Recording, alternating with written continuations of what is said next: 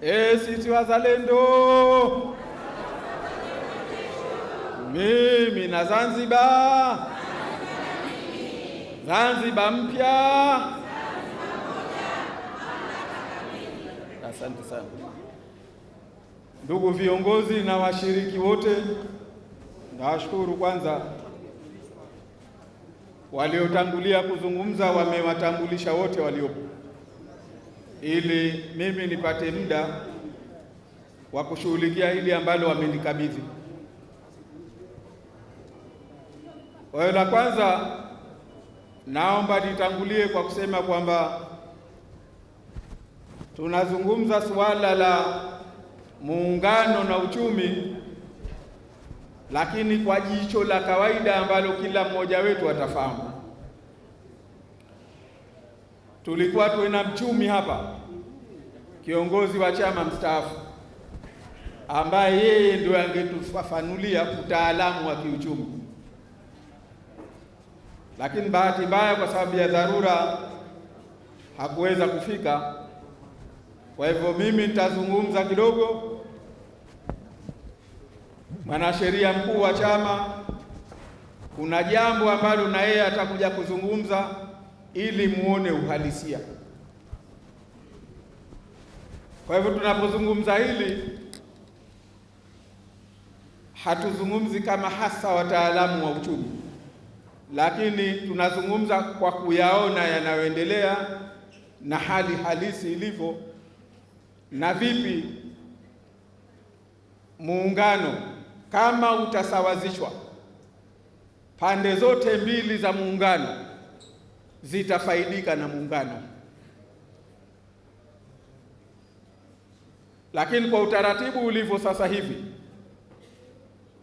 malalamiko mengi yamekuwa yakitoka upande wa Zanzibar. Nimekuja na baadhi ya nyaraka hapa kuwaonesha tu kwamba takriban malalamiko yote ya msingi yametoka kutoka Zanzibar, na yote ukiangalia ni matatizo kuhusiana na uchumi. Lakini bahati mbaya sana, muungano siku zote kwa wenzetu Chama cha Mapinduzi wameufanya ni muungano wa siasa za kuzuga. Leo mtu atakuja kukwambia tuna faida ya muungano kwa sababu unaweza kununua tungule kutoka nasema kwa kikwetu, walikuwa hafahamu nyanya, kwa sababu unaweza ukanunua tungule kutoka sijui unanunua unaweza kupata ardhi. Kuna wengine wanasema kwamba kwa sababu nchi hii ndio sisi kwa sisi. Kuna Makonde na ndio Zanzibar ilivyo, kuna Wanyamwezi, kuna Wasukuma, kuna Wachaga, kuna Wapare. Mimi mwenyewe nimelelewa na bibi wa Kipare hapa Selemwa Wete, tumefahamiana. Na ukenda kwa nchi za wenzetu, ukenda Switzerland kwa mfano, kuna jimbo zima la Wataliana na wanazungumza Kitaliana, na imekubalika Kitaliana kwamba ni moja katika lugha rasmi za nchi ya Uswisi, lakini bado hawajazungumza kwamba ndio hoja ya Switzerland kwenda kuungana na Italy. Hata tukizungumza Tanganyika, kuna Wajaluo wa bara na Wajaluo wa Kenya, au sio? Wamasai, na kuna Wamakonde wa Tanzania, kuna Wamakonde wa Msumbiji. Haya ni mambo ya kawaida. Kuna Wanyarwanda wa Tanzania, kuna Wanyarwanda wa Rwanda. Haya ni mambo ya kawaida, ndio demography ilivyo. Na katika haya mimi ndio maana napenda sana ni washauri sana vijana. Siku hizi mnapenda TikTok, someni. Kuna bwana mmoja kaandika kitabu kinaitwa Prisoners of Geography. wafungwa wa kijiografia, tuione dunia jinsi leo ilivyo. Hauna udhani wewe ni wa Iraki, kumbe wala sio wenyewe. Wa Iraki ni wengine. Unaodhani wewe ni wa Saudia, ni wengine. Ndiyo dunia ilivyotoka. Haya majina ni ya leo. Huko zamani kulikuwa na majina tofauti, kwa sababu dunia hii imekuwa na mizunguko tofauti, imekuwa na mambo tofauti kabisa. Nchi hizi zilikuwa za namna mbalimbali, lakini zilifika pahala zikaungana, nyingine kwa sababu mbalimbali.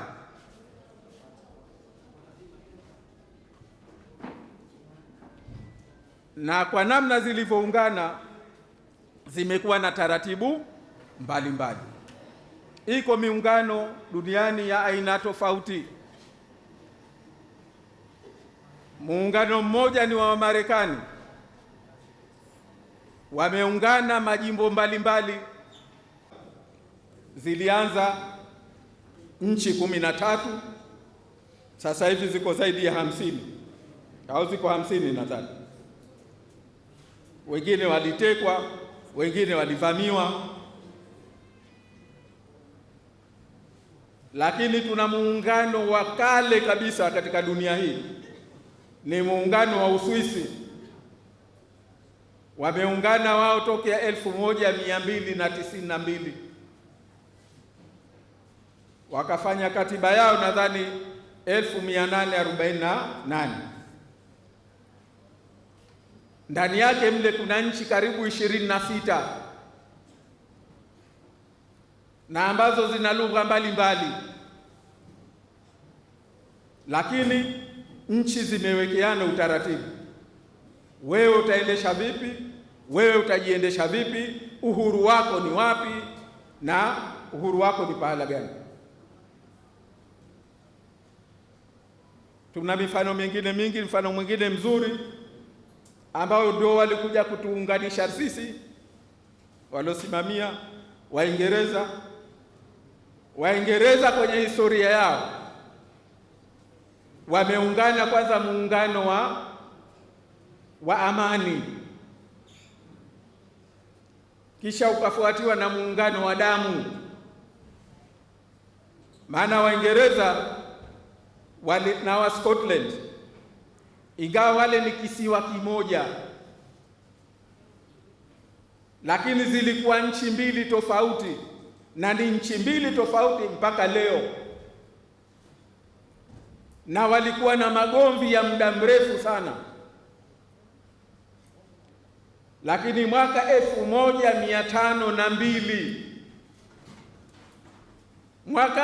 1502 wakaamua kuingia mkataba wa amani ya kudumu, wenyewe waliuita Treaty for Perpetual Peace. Na katika kuimarisha huu mkataba, mfalme wa Uingereza, ili kuondoa huu uhasama baina yao, mwaka 1503, mwaka mmoja baada ya huu mkataba, alichukua mwanawe Margaret Tudor akamuozesha mfalme wa Scotland, Waswahili huku wanaita Uskochi, yaani mfalme wa Uingereza, mwanawe wa kike. Mwaka 1503 akamuozesha malkia, akamuozesha mfalme wa Scotland akiitwa James Stewart. Ili kufanya nini? Kuondoa uhasama baina yao. Lakini wakaendelea kuwa nchi mbili tofauti ndani ya kisiwa kimoja cha Uingereza. Lakini mwaka 1603, nadhani mwezi wa Machi, aliyekuwa malkia wa Uingereza Elizabeth akafariki, na huyu bibi yeye hakuolewa, hakuwa na mtoto, hakuwa na mume. swala likawa nani arithi kiti chake cha ufalme. Kwa mujibu wa sharia zao, ikabidi yule mjukuu wa Margaret, jamani, tunafahamiana, tuende vizuri. Margaret yupi huyu? Aliolewa mwaka 1503, aliolewa na mfalme wa Scotland. Mjukuu wake ndio akastahiki kuja kurithi kiti cha ufalme wa Uingereza. Alipotafutwa kuja kurithi kiti hichi, tayari na yeye kule ni mfalme Scotland, akaja Uingereza akachukua na kiti cha Uingereza.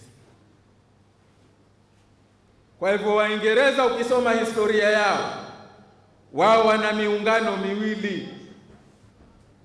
Wana muungano wenyewe wanaita Union of Crown, kwamba falme zao ziliungana, maana mfalme huyo wa Scotland ndio pia mfalme wa Uingereza kuanzia 1603. Lakini kwa kutambua kwamba hizi ni nchi mbili tofauti, walikaa kwa muda wa miaka 104 chini ya ufalme mmoja, nchi mbili tofauti. Yaani kuwe na rais wa Tanzania ambaye ndio pia rais wa Kenya, lakini zibaki kwa nchi mbili tofauti. Mpaka baada ya muda huo 1707 ndio wakaamua sasa tuungane rasmi, tuwe na dola moja, yaani tuwe na taifa moja. Ndio wakaungana rasmi kwa mkataba 1707. Kwa nini nimeitoa historia hii? Ni kwa sababu pamoja na kuungana kwao, mkataba wao Articles of the Union unashabihiana sana na mkataba wetu wa muungano. Kuna tofauti ndogo, sipendi kuieleza hapa maana ni ya kitaalamu. Kuna mambo tunaita sisi kwenye sharia devolution, tuyaache bahari pana hiyo. Lakini kwa ufupi, pamoja na kuungana huko, walitambua kwamba hizi nchi ni mbili bado tofauti. Dola taifa ni moja. Hapa tunachanganya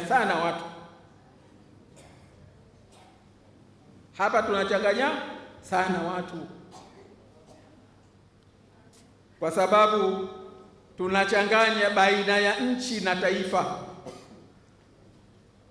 kwa sababu pia yanatumika kwa kubadilisha. Lakini mnawezekana mkawa nchi 10 au 20, mkabaki na nchi zenu, yani territories au states, na bado mkaungana mkawa na taifa moja, yani one nation many states. Sio kama tunafahamiana vijana? Haya magumu kuyafahamu. Nchi ndio muasisi, ndio alioingia, kama ni ndoa ndio alioingia kwenye ndoa. Utaifa mnautengeneza kutokana na hizi nchi na waasisi. Sasa na wao pamoja na hiyo kwamba waliungana kwa damu, wakaungana falme zao, ndio wakaja kaungana kwa mkataba, bado walitambua hilo. Na ndio maana mpaka leo waliungana wenzetu 1707 kwa mkataba wa muungano kama huu wa kwetu, lakini bado waliendelea na wanaendelea kuheshimu kwamba wana mkataba wa muungano ambao umeupa kila upande haki zake. Na uzuri wa mkataba wao haukuvunja haki ya kila upande kuamua tunataka au hatutaki kuendelea na muungano. kwa sababu anasema hii huwezi kuwanyang'anya watu, hiyo ni haki yao. Waliingia kule, sio kwamba lile ndio taifa lao au nchi yao. Waliamua kuyatoa baadhi ya mambo ya utaifa wao, wakayaweka na wenzao yaendeshwe kwa pamoja, lakini kila nchi ifaidike na utaifa huu. Jamani, tunafahamiana hapa? Ndio panatuchanganya sisi. Muungano wetu tumeungana,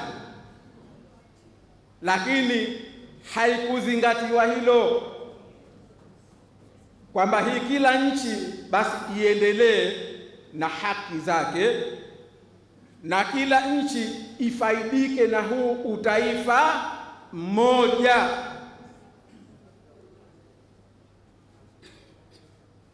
Kwa nini tunasema hivyo?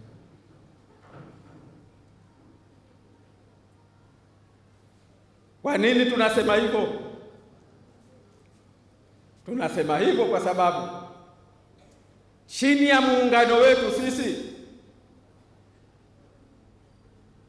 tumeungana kijanja janja kwa madhumuni ya kwamba mmoja adhibitiwe. Tumeungana kwanza, haikuwa kwa nguvu zetu wenyewe, kwa hiari yetu wenyewe. Nyaraka ziko za kutosha zinazoonesha kwamba muungano wa Zanzibar na Tanganyika uliletwa kama wakubwa wa dunia, sehemu ya maslahi yao kuidhibiti Zanzibar isiwe Cuba ya Afrika Mashariki. Wajamaa na mabepari siku hizo walikuwa na magomvi miaka ya 60. Zanzibar ikaonekana wasomi wake wengi wenye influence kubwa wameelekea upande wa mashariki, yaani wako upande wa ujamaa, wako upande wa communism, kwa sababu wengi walikuwa wamesoma Urusi, wengi wamesoma China. Kwa hivyo hata kabla ya nchi hizi kupata uhuru, hata kabla ya muungano, ndugu zangu, kuna nyaraka za CIA ya mwaka 67. Sasa hivi si siri tena, mnaweza mkasoma. Kuna vitabu mbalimbali vimeandikwa. Hata Profesa Shivji kaandika kitabu kinachoonesha njama zilizofanyika kwa nyaraka na ushahidi wa kuinyang'anya Zanzibar mamlaka ya fedha ili isiwe na nguvu ya kuja kudai utaifa huko mbele inapokwenda. Kwa hivyo nimesema nianze hapo kwamba tujue msingi wake. Wenzetu hao waliungana 1707. Nadhani mnakumbuka, nadhani mwaka 94 sio? Au lakini miaka ya nyuma sio mbali sana. Scotland waliwahi kupiga kura, nadhani 2004 sio 2000, sio 94. Wakaulizana, je, tuendelee na muungano au tusiendelee? Muungano wao mwaka gani? 1707. Sisi hapa mtu tumeungana 64, mwaka 78, mwaka 88, mwaka 84,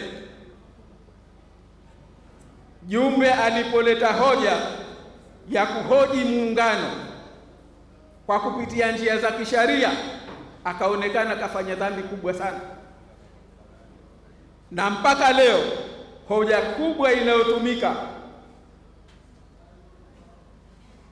ni kwamba muungano wetu umeshakuwa wa siku nyingi. Miaka mingapi? Miaka 60, si ndio? Na ushe. Kwa hivyo ukihoji, wewe ni adui mkubwa, hufai katika nchi hii. lakini wenzetu waliokuwa na muungano toka 1707 karibuni hivi rasmi kwa kupitia sharia wakaitisha kura ya maoni, je, waendelee au wasiendelee. Walioshinda kwamba waendelee ni kwa 1%. Mbali ya Brexit, hii ilikuwa ni ya Scotland na ile ya Brexit ilikuwa ya Uingereza yote. Hii Scotland walipiga kura Scotland tu peke yao, nimesahau mwaka gani, lakini si miaka ya zamani, ni ya karibuni tu. I think 2000 and something imeripita tarehe. Kwa hivyo ndugu zangu, tunachosema sisi kwamba moja ambayo imekuwa shida kubwa ya muungano ni namna ambavyo imeleta madhara ya kiuchumi kwa upande wa Zanzibar. Huu ni ukweli ukiwa upande wowote unaotoka, na hapa ndio tunataka tuoneshe kwa ufupi. Leo tunafanya maigizo kwa nguvu sana kuonesha kwamba Zanzibar tunakwenda mbele, lakini leo tutaoneshana hapa mbele hiyo ipi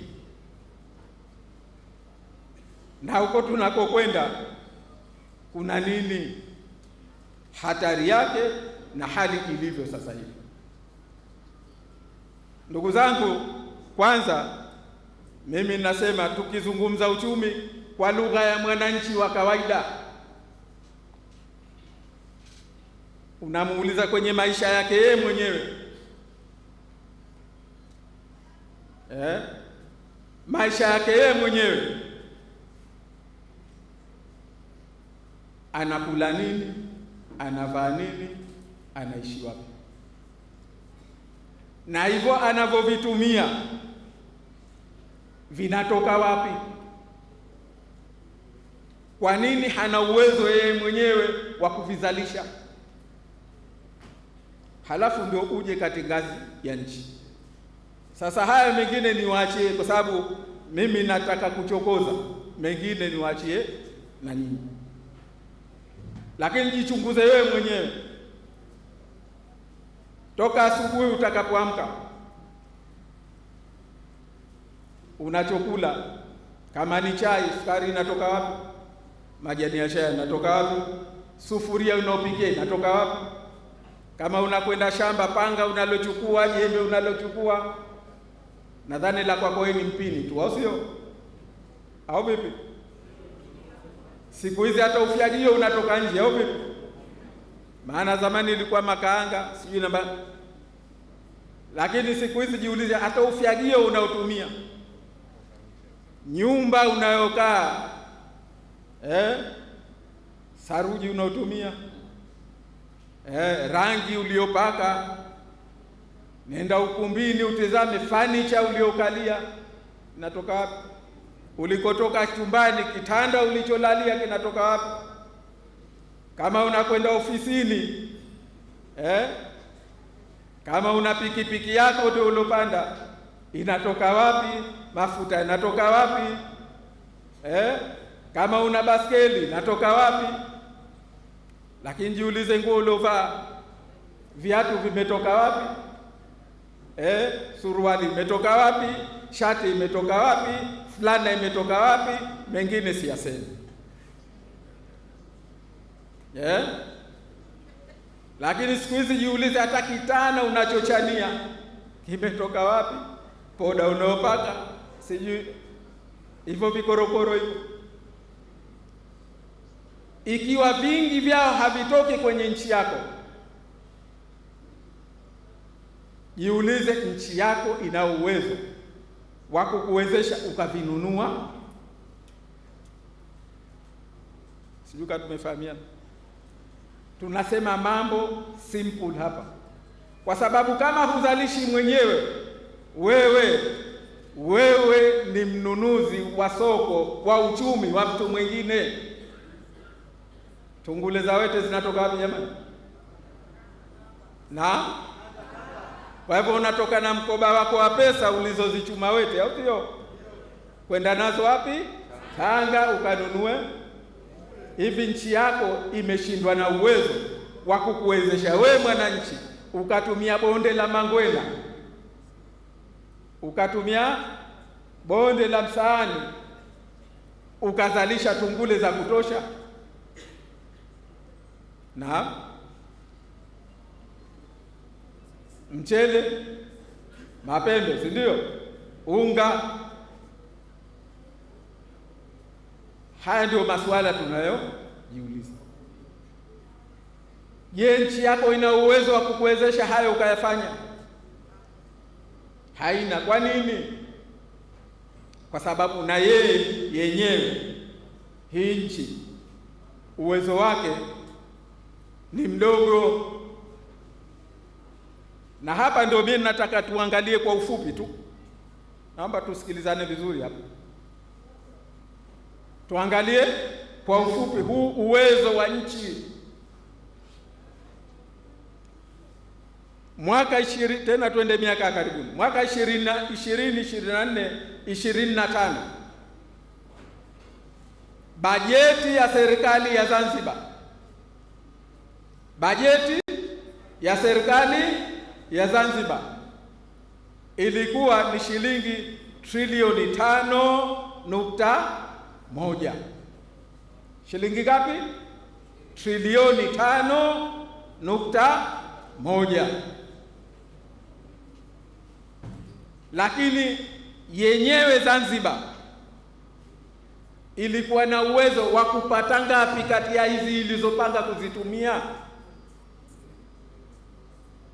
Tumefahamiana?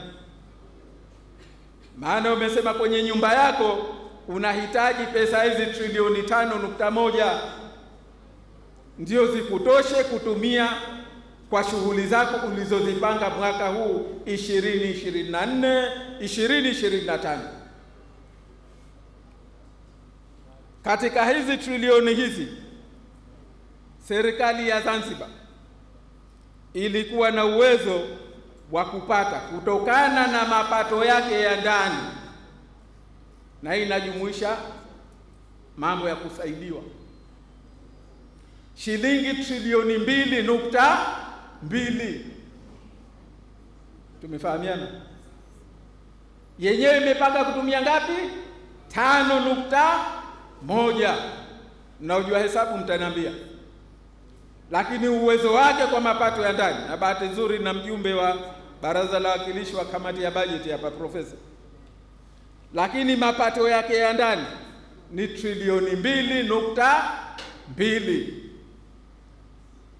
Kwa hivyo trilioni 2.9 ikope yenyewe kutoka mabenki kama unavyokopa wewe, aiombe ikakopewe na serikali ya muungano.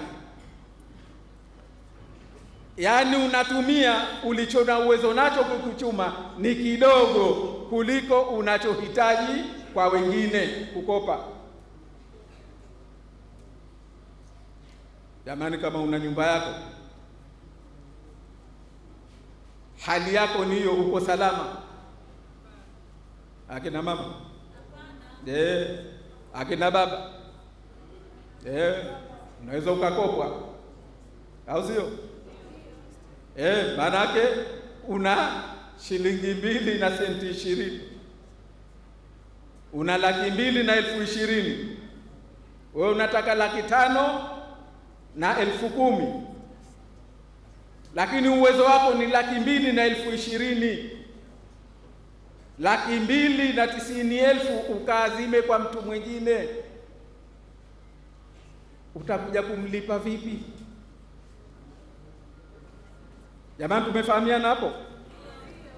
Hiyo ndo hali 24 25. 25 26. Jamani, tufahamiane. 25 26 serikali ya Zanzibar ilipanga kutumia shilingi trilioni 6.9. 5.1 ilibidi ikope 2.9, lakini badala ya kupunguza mwaka huu 2025 ndio huu tunamalizia 26, ikapanga kutumia trilioni 6.9, lakini kati ya hizo mapato yake ya ndani ni trilioni 2.3. Vipi? Trilioni 2.3 ndio uwezo wa mapato yake ya ndani.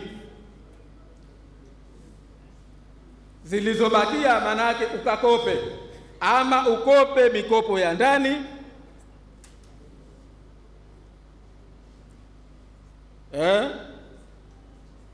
ambayo kutoka kwa washirika wa maendeleo wa nje, yani mikopo ya nje trilioni 1.4, na zilizobakia ukope kutoka kwa mabenki ya ndani au taasisi za fedha za ndani, lakini uwezo wake trilioni 2.3.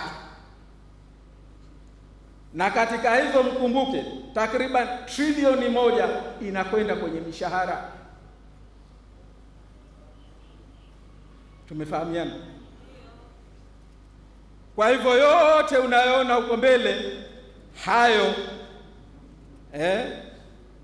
ni mapato au ni pesa zinatumiwa, lakini kutokana na nini? Na mikopo. Lakini kitu kizuri zaidi, mwaka huu tunaokwenda utaanza kesho kutwa 26, 27, serikali inapanga kwenda kutumia shilingi trilioni 8.1. Trilioni, Profesa, niko sawa? Trilioni 8.1. Lakini jamani, nakumbuka 25, 26, 24, 25 5.1,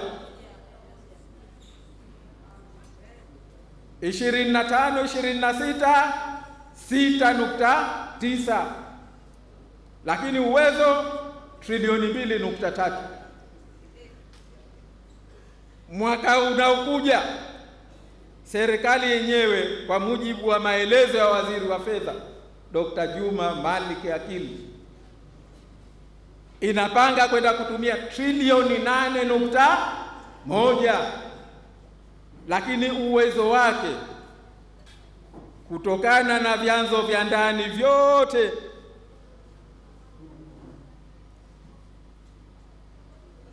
wanasema ni trilioni 3.9.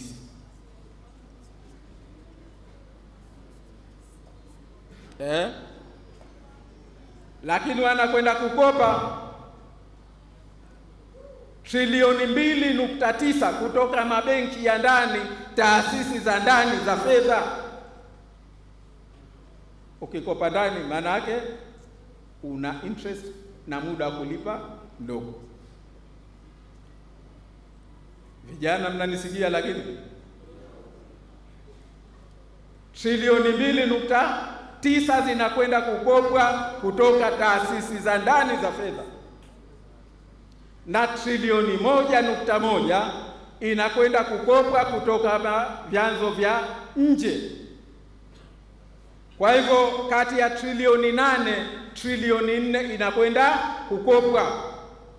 Trilioni 2.9 ndiyo ya mapato yetu ya ndani.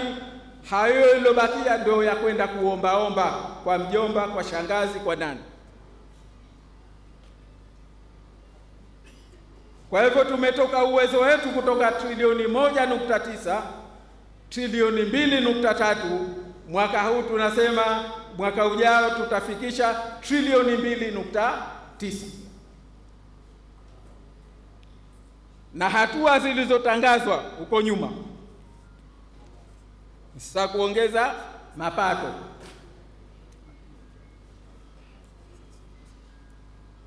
Huko nyuma huko, hatua zilizotangazwa, sijui kama hili kwanza mmelipata jamani. Maana yake 2024-2025 umekopa hizo tulizosema. Mwaka uliofuata umekopa zaidi, mwaka ujao unakwenda kukopa zaidi. Sijui wenye wanaojua hesabu wanaweza katufanyia kwamba kwa miaka hii mitatu utakuwa umekopa kiasi gani. Labda akija Waziri Omar hapa, akija AG atakuja kutuambia kwamba hii miaka mitatu ukifanya hesabu tutakuwa tumekopa kiasi gani na uwezo wetu ni kiasi gani. Lakini kitu cha naomba tukisikilize makini sana. Wakati tuna tatizo kama hili la nchi, la kwamba unataka kutumia zaidi, na ndiyo hali halisi, kwa sababu ikiwa serikali inavyotumia ni hivyo na bado hali zetu ni hivi, ina maana tunachohitaji ni kikubwa zaidi. Lakini serikali hatua ilizozichukua kuongeza mapato sio kutafuta vyanzo vipya. Inasema miongoni mwa hatua ilizochukua ni kuongeza ushuru wa bidhaa ikiwemo shishi na pipi. Jamani, siyasemi mimi, kasomeni hotuba ya budget ya waziri wa fedha.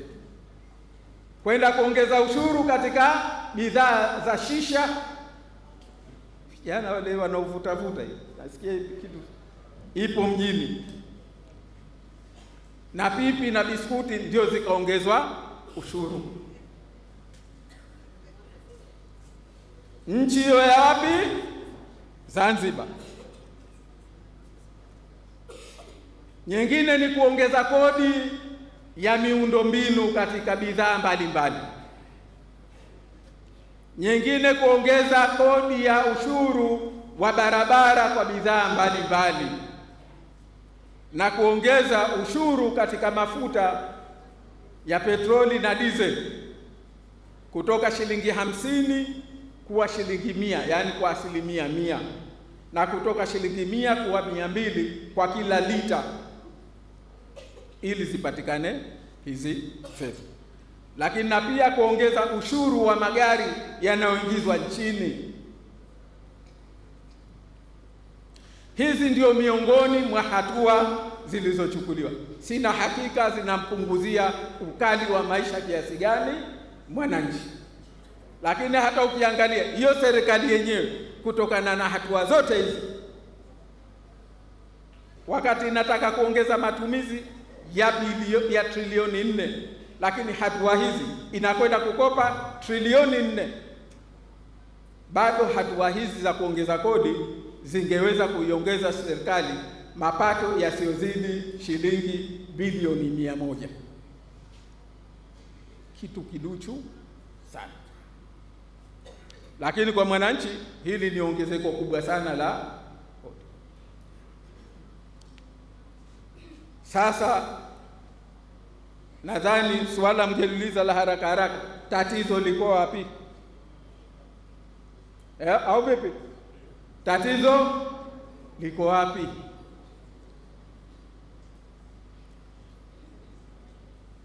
Mimi ninasema hakuna nchi inayofanya biashara, hasa kwa nchi ambayo haina rasilimali. Zanzibar haina mafuta, haina gesi. Mpaka sasa tunaambiwa tu yameangaliwa huko, inawezekana yapo, lakini haina dhahabu, haina almasi, haina chuma, haina madini mengine yoyote. Ndio Zanzibar ilivyo. Zanzibar sasa hivi ukitazama inauza nje kitu gani? Mambo mawili tu. Zanzibar la kwanza inauza nje uzuri wake. Huduma tunazouza nje 95% ni za utalii na mambo yanayohusiana na utalii,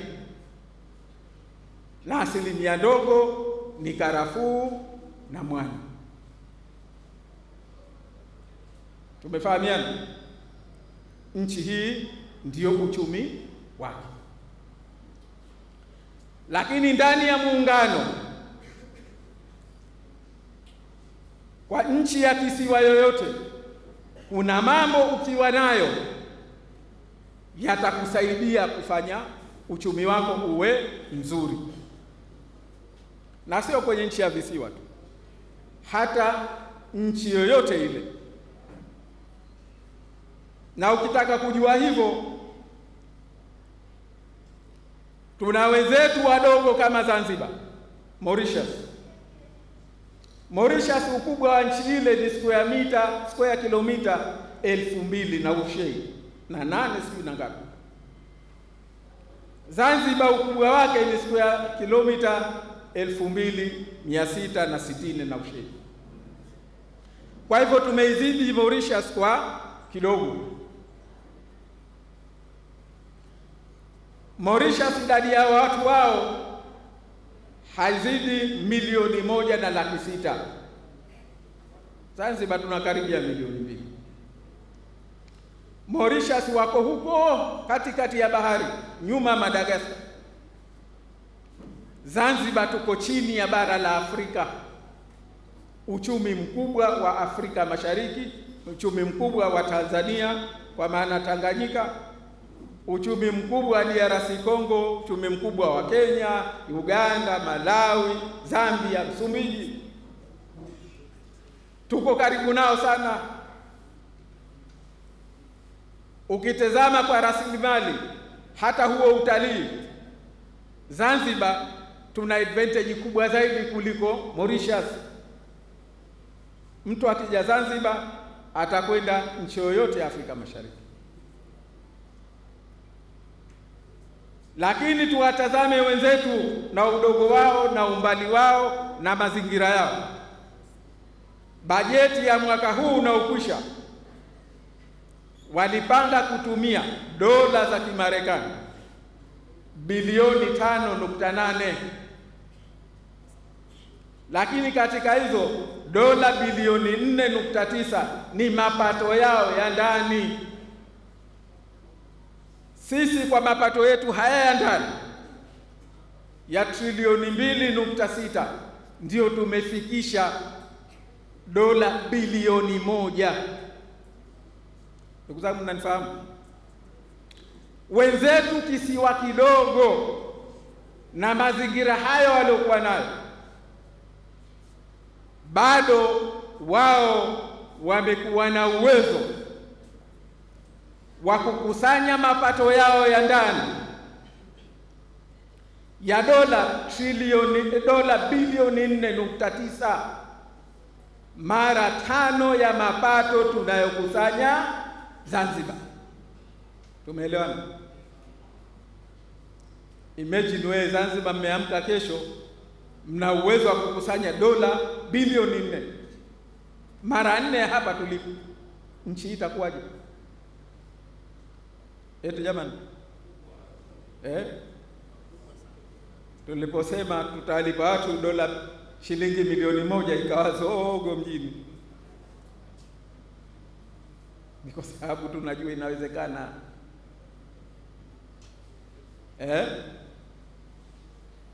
Wenzetu wako hivyo. Ukiitazama leo Mauritius, pato la wastani la kila mwananchi ni dola 13,000 kwa mwaka. Zanzibar pato la kila mwananchi kwa wastani ni dola 1,200. Wametushinda mara 10. Mara ngapi? Bwana, uchawi gani? Hawana dhahabu, hawana mafuta, hawana chochote. Naijua siri yao walionayo. Ni haya ninayotaka kuyaeleza ya muungano na Zanzibar na uchumi wa Zanzibar. Nchi yoyote inapata mapato yake kutokana na mamlaka iliyonayo katika kufanya mambo mbalimbali, nyenzo za kiuchumi. Lakini mimi nataka niyaseme machache, nyinyi mtayaongeza.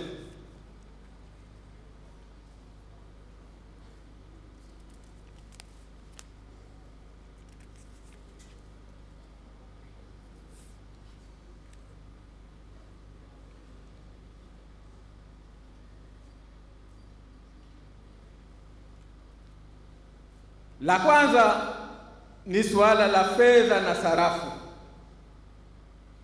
Jamani, kwa kumbukumbu zenu, hili ni jambo, kwa sababu tukitazama katika mambo ya muungano, Zanzibar imebakishwa mambo ambayo lazima inahitaji fedha, namna ya kuyaendesha. Lakini mimi nataka nipitie yale mambo ya muungano. La kwanza ni sarafu na fedha. Ili uendeshe uchumi lazima uwe na mamlaka katika sarafu na fedha, na kama huna mamlaka ya moja kwa moja, lakini ufaidike na kutolewa na kusambazwa kwa hizi sarafu na fedha. Zanzibar kabla ya muungano ilikuwa mwanachama wa bodi ya sarafu ya Afrika Mashariki na ilikuwa na hisa ya 10.05, na kutokana na shughuli ya bodi ya sarafu, Zanzibar ilikuwa inapata gawio la 10.05. Hizi ni sehemu ya fedha zinazotumika kuendesha nchi. Kuna haja ya kutoza kodi ya shisha. Lakini leo baada ya kuungana mwaka 65 ilipovunjika bodi ya sarafu, ikaundwa Benki Kuu ya Tanzania. Bodi ya sarafu ilitoa fedha kuipeleka serikali ya muungano, kwa sababu iliambiwa sasa tuko pamoja, ili kusaidia kuanzishwa Benki Kuu ya Tanzania.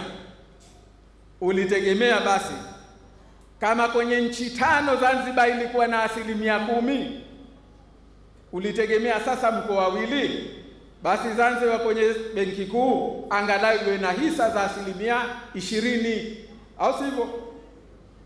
Kwa sababu kule ilitoka pesa kulingana na hisa yetu 10.05 kuchangia Benki Kuu. Ndugu zangu, kasomeni kitabu cha Profesa Shivji,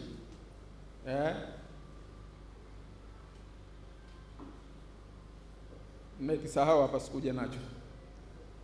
Kaeleza kwa urefu jinsi gani Zanzibar ilivyodhulumiwa, tena kwa ushahidi, kwa barua na mawasiliano, kwamba hili lazima tuwafanyie Zanzibar, lazima watolewe.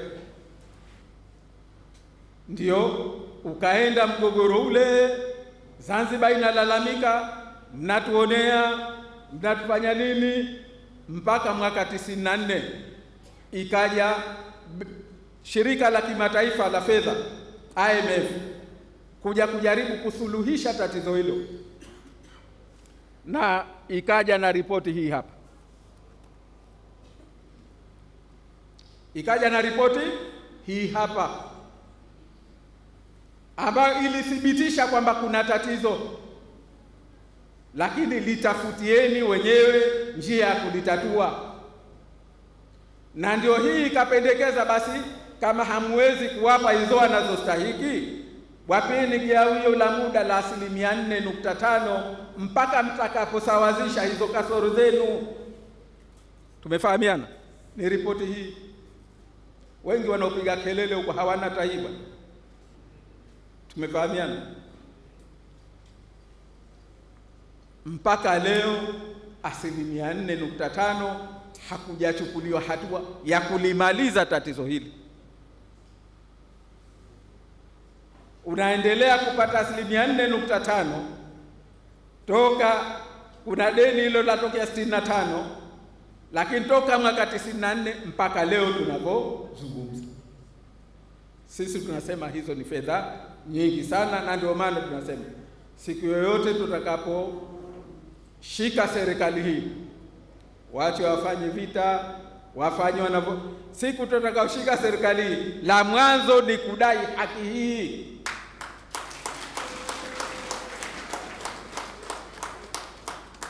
Kwa sababu ushahidi tunao wa kutosha kwenda mahakama yoyote duniani kuthibitisha tuna haki yetu ya asili ya miaka mingi, mapesa mengi.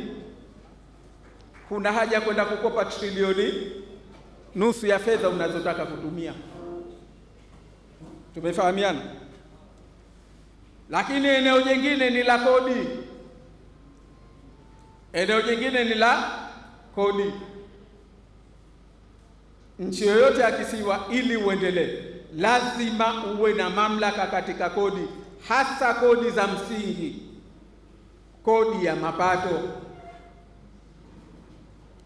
Leo ukitazama katika mapato ambayo Zanzibar inapata kutokana na kodi za wafanyakazi wa muungano au wa mashirika waliopo Zanzibar, inapata kodi peke yake kutoka kwa wafanyakazi wa serikali ya muungano, lakini haipati kodi kutokana na wafanyakazi wa CRDB, hawapati pesa kutokana na wafanyakazi wa makampuni yote ya mabenki ambao hawakusajiliwa Zanzibar, makampuni yote ya simu, makampuni mengine yote ambayo makao makuu yake ni Dar es Salaam, wanalipa Dar es Salaam.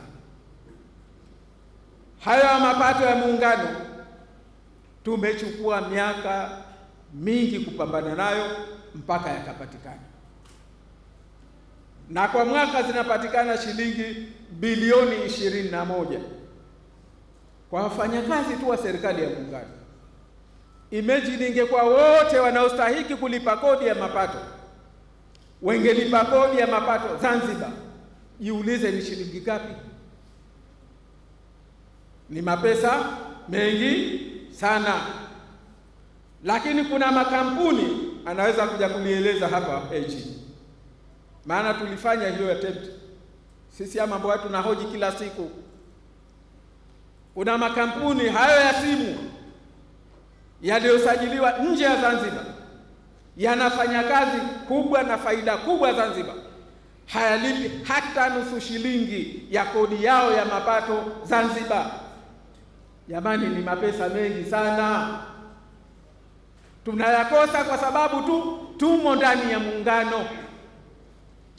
Ndio siri Mauritius wanatushinda. Jamani, tumefahamiana?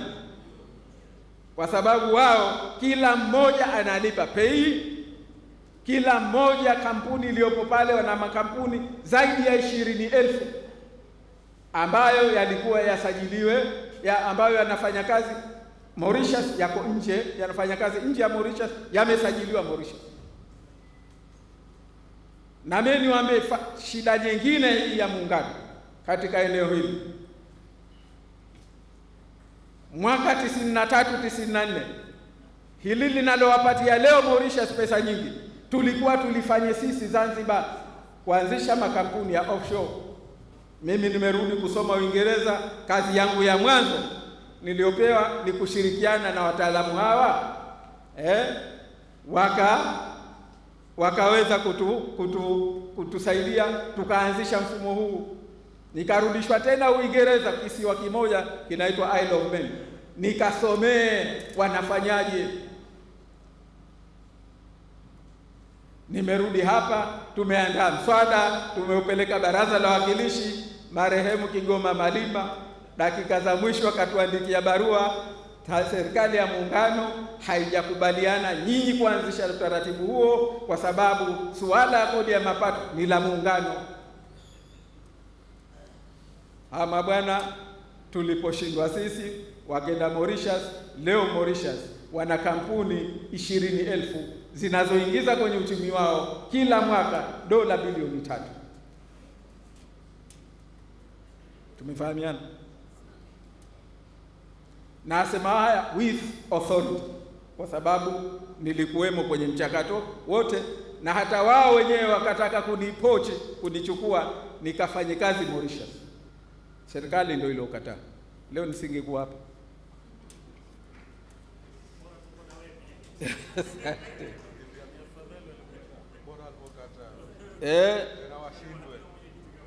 Lakini swala jingine, ndugu zangu, ni usafiri na usafirishaji wa anga.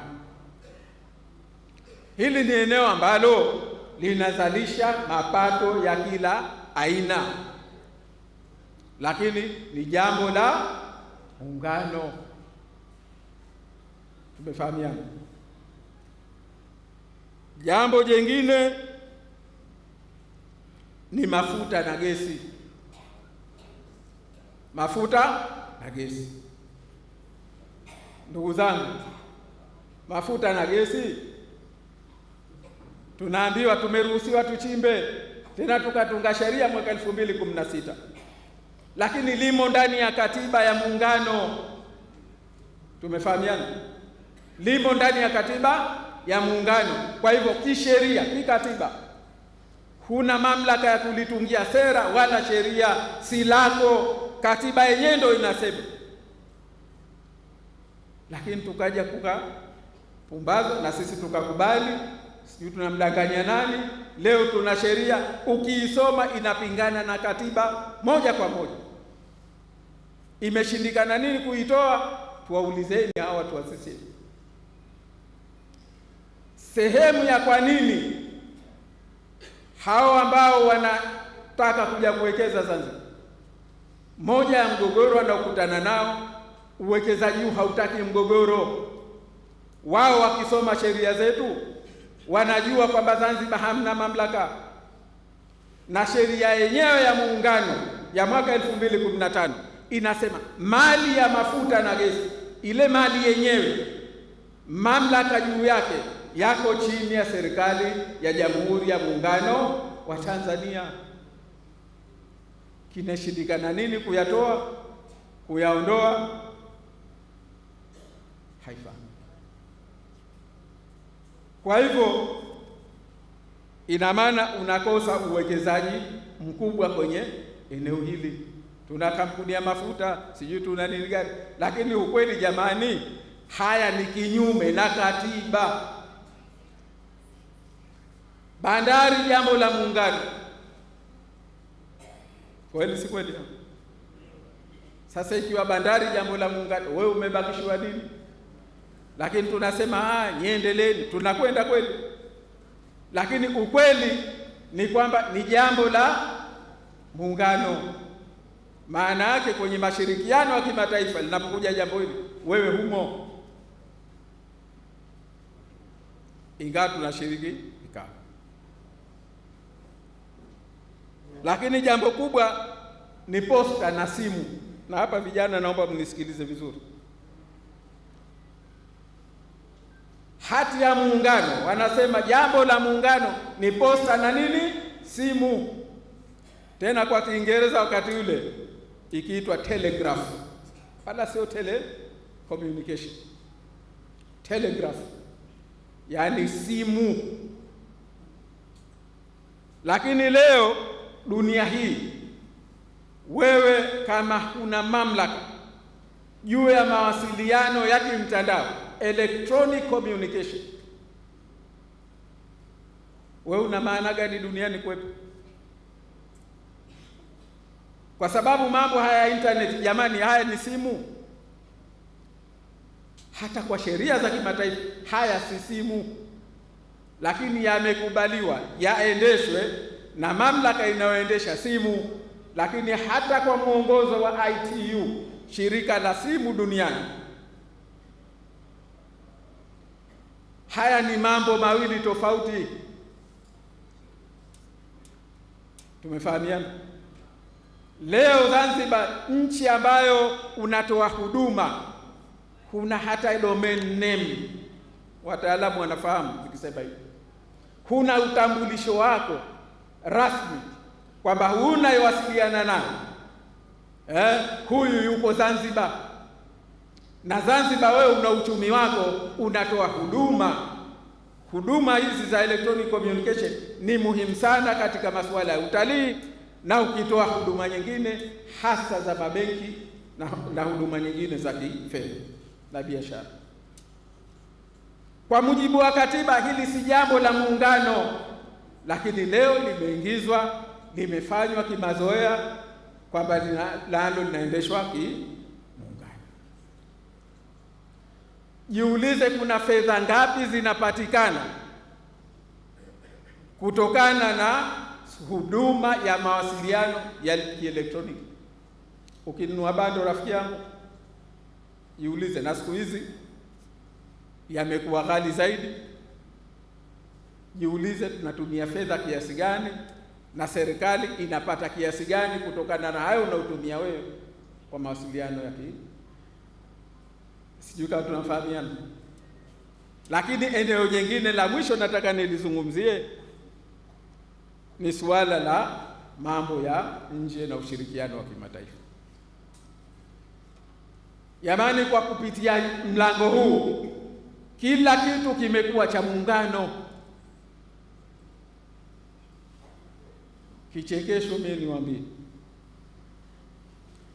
pale Unguja kuna Jozani, msitu wa Jozani, au sio? Msitu wa Jozani ni wa Zanzibar. Masuala ya mazingira si ya kimuungano.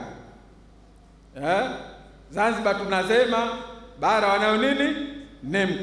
Hizi si taasisi za muungano. Lakini ukenda ule msitu wa Jozani kimataifa umetambulika kama ni biosphere reserve, una hadhi fulani kimataifa. Lakini huko ulikosajiliwa na kutambuliwa,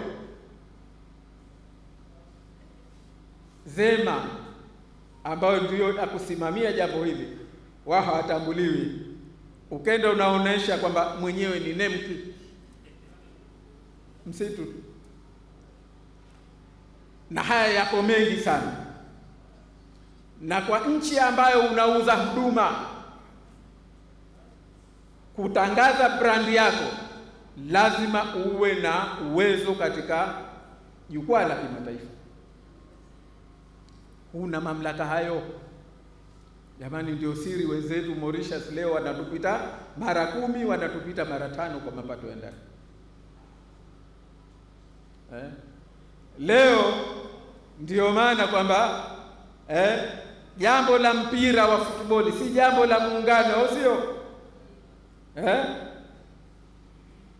Tuna ligi tofauti, tuna kila kitu tofauti, lakini huko nje FIFA anayetambulika kwamba eti ni Tanzania, anayewakilisha na mafao na huduma zote anayepata ni TFF. Lakini hili unajiuliza, ndio linawakilisha Tanzania? Jamani, tunafahamiana sijui? Kwa hivyo haya yako mengi na ngine nawaachia nyinyi. Ninachosema tuone uzito wa kwamba kwenye muungano huu Zanzibar yenyewe hali yake ilivyo ni hivi. Uwezo wake wa mapato ya ndani kidogo, inabidi ikope sana. Haikuwa na haja ya kukopa kwa sababu mamlaka haya iliyokuwa nayo ambayo ingebidi kuwapatia fedha, haya yote hayamo mikononi mwake. Ndio maana tumefika hapa. Unataka kutumia trilioni 8.4 ukakope, unataka kutumia trilioni 6.9, trilioni 3 uende ukakope. Mikopo hii sijui utakuja kuilipa lini. Wenzetu wako kwa napiga kelele, naona naendelea, lakini maendeleo yale ni ya kukopa. Maendeleo yale ni ya wajukuu zetu, ndio watakao kuja kulipa. Kwa kukosa mamlaka haya, tusidanganyane, huwezi kuja kulipa. Ukipata mamlaka haya yale unaweza kulipa miaka 2, kwa sababu hata serikali yenyewe inasema imetenga shilingi bilioni 300 kila mwaka kulipa madeni. piga hesabu, halafu kwa bilioni 300 kila mwaka, haya miaka mitatu tu utalipa kwa miaka mingapi? Na hutaki kukopa hiyo miaka mingine? Na wewe nchi gani utaishi kwenye dimbwi na mzunguko wa kukopa? Jamani, haya ndiyo tunayoyazungumza, kwamba nchi hii ina uwezo wa kwenda mbali sana, wa kufika mbali sana, ikawa angalau sawa na hao wengine wadogo kama sisi, kama si kuwapita. Lakini hatuwezi, kwa sababu umefungwa mikono, umefungwa na miguu. Naomba nimalizie kwa kusema kwamba haya sasa, pamoja na haya, tunaambiwa kero za muungano hazipo, au sivyo? Hizi si ndio kero?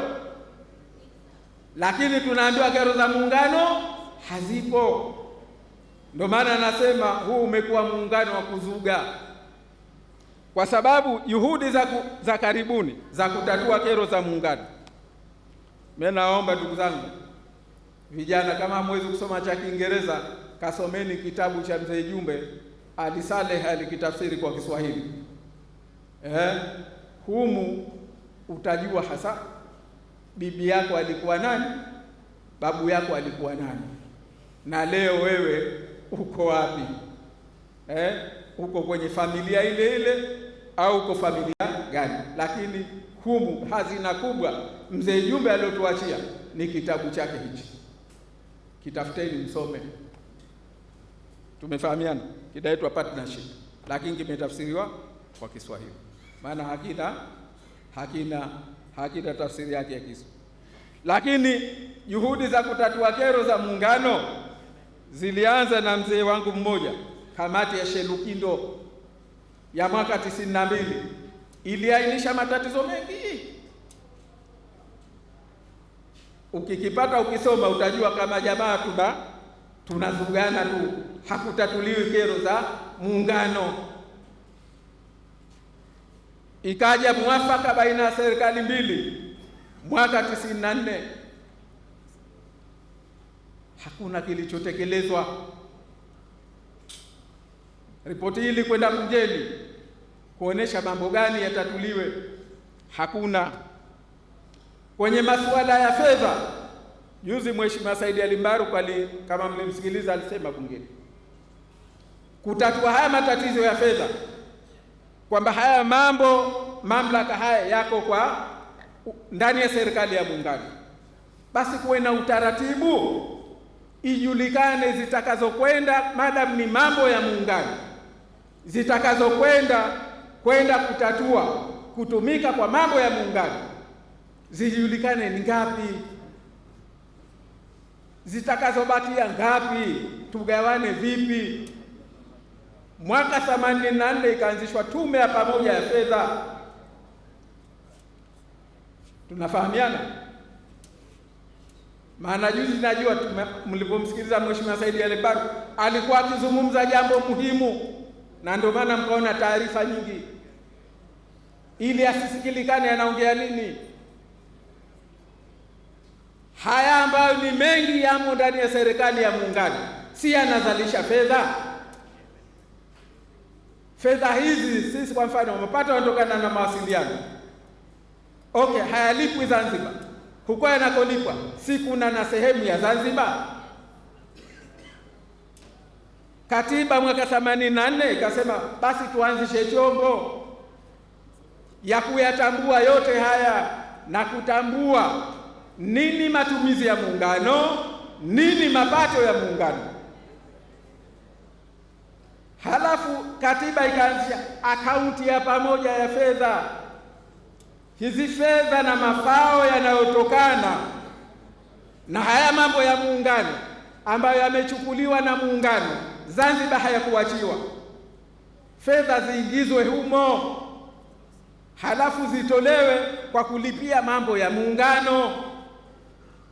Zitakazobakia tume ya pamoja ya fedha ionyeshe utaratibu wa kuzigawa baina ya pande mbili. Tumefahamiana jamani? Maana hili tatizo linajulikana. Sasa katiba iliweka tokea mwaka 84,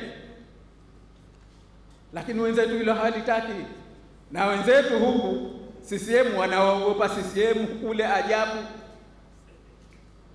Mheshimiwa Omar shahidia, na mwingine mpaka aitwe yeye, bwana njoo huku, una hoja, njoo useme, usimupo. Anaogopa mtu akisema atakuja kutolewa halmashauri kuu huko, atakuja kwa mpinzani wa muungano. Ikaanzishwa ndani ya katiba mwaka 84 ianze kufanya kazi.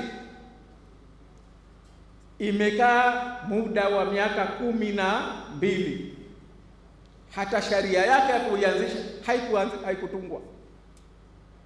Sharia ikatungwa mwaka 96 baada ya miaka 12 ya kelele, kuvutana na Mheshimiwa Rais Karume kutoa ilikuwa Dr. Salmin, kwamba ili tutekeleze hii ripoti ya IMF Zanzibar kutumia BOT, basi suala la tume ya pamoja ya fedha lianzishwe. Ndo katika kuzuga ikaanzishwa sharia mwaka 96, baada hii mwaka 94 kutoka. Lakini baada ya kuanzisha sharia ikakaa kimya mpaka Rais Karume alipokuja, yeye akasema hii sheria mimi nitaisaini. Maana ilitungwa sheria ya fedha kuwezesha, baada ya kuanzishwa tume ya pamoja ya fedha, kutungiwa sharia yake Zanzibar, basi na sisi tukatunga sharia kuitambua benki kuu mwaka 97. Dr. Salmini akagoma kuisaini, akasema msiisaini mpaka niione hiyo tume yenyewe imeshaanza kazi. Jamani, Salmini si alikuwa CCM? Ndugu zangu, Salmini si alikuwa CCM? Komandozi ndio. Alikataa kuisaini sharia ile mpaka kaondoka uraisi. Kaja Rais Karume, yeye akasema sawa, sharia ishaanzishwa, mbona tume haijaanzishwa? Akasema mimi naisaini, lakini kwa sharti tume ianzishwe. Akasaini sharia ile mwaka 2001, ndio mwaka 2003 tume ikaanzishwa, ikafanya kazi. Mwaka 2006 ikatoa ripoti yake kupendekeza, kuonesha nini mapato ya muungano, nini matumizi ya muungano, Zanzibar inastahiki nini, ipewe kitu gani. Mwaka 2006 mwezi wa Agosti. Ndugu zangu, mpaka leo hadithi ikaishia hapo. Mwaka wangapi huu? Wa 20. Hadithi ikaishia hapo, haijaulizwa tena, hakuna ufumbuzi uliopatikana. Na mwisho, mimi nimetumikia tume ya pamoja ya fedha kwa miaka 10, kuanzia 2008 mpaka 2018. Kishindo kikubwa kweli kweli kusukuma akaunti ya pamoja ya fedha ianzishwe, kusukuma huu mgao basi ufanywe. Wakati tupo pale, tume hii ikaanza kupunguziwa bajeti yake wakati wa Mzee Magu. Mimi nikawaambia wenzangu, tukimaliza sisi muda wetu tume hii itakufa. Na kweli tumemaliza muda wetu sisi mwezi wa Mei mwaka 2018. Tume ile mpaka leo haijaanzishwa tena. CCM huyo, tumefahamia. Maana huo ndio ulikuwa mwarobaini wa kuondoa haya malalamiko ya kujulikane ya muungano yepi, haki ya Zanzibar ipi, haki ya Tanganyika ipi? Haki ya muungano ipi? Toka 2018 mpaka leo haijaanzishwa tena. Wapo ukiwauliza zangu Sheikh Omar shahidi, hakuna mwaka toka mimi nilipoingia kwenye GNU kama makamu wa kwanza sijauliza jambo hili. Kila siku naambiwa kesho tushapeleka mapendekezo, sisi tumeshaambiwa nini. Wanaogopana kutatua tatizo la muungano. Kwa hivyo mimi nimalizie kwa kusema kwamba ndugu zangu, kwa kuwategemea Chama cha Mapinduzi hatutopata ufumbuzi wa muungano. Hawana dhamira wala haiwakeri, kwa sababu haiwakeri mambo ya nchi wala maslahi ya nchi wala kutatua, kwa sababu haya yakitatuliwa ni faida kwa pande zote mbili, manunguniko yataondoka. Leo ukizungumza haya unaonekana nyinyi Zanzibar tu ndio na matatizo, tena nyinyi ACT Wazalendo hasa wewe Othmani ndio una matatizo. Lakini hata wao wenzao wakizungumza jambo la muungano, kuna watu wamekoseshwa ubunge kwa sababu wanaambiwa wanapinga muungano kwa sababu wanaleta hoja hizi. Kwa hivyo mimi ninachotaka kusema kwamba kwa muungano ulivyo na kwa Chama cha Mapinduzi kinavyousimamia hasa Zanzibar, ndugu zangu, tusahau nchi hii kwenda mbele. Tusahau nchi hii kwenda mbele. Tutashindwa hata na kesho Kojani ikipata uhuru itashinda Zanzibar. Kesho Fundo ikipata uhuru ikawa nchi kamili itaishinda Zanzibar.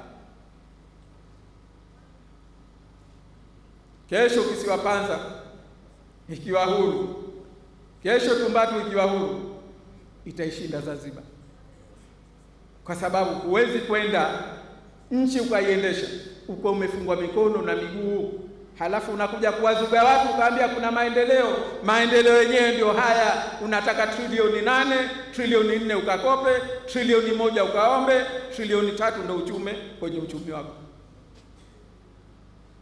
Ndugu zangu, haya nawaachia nyinyi. Asanteni sana kwa kutusikiliza.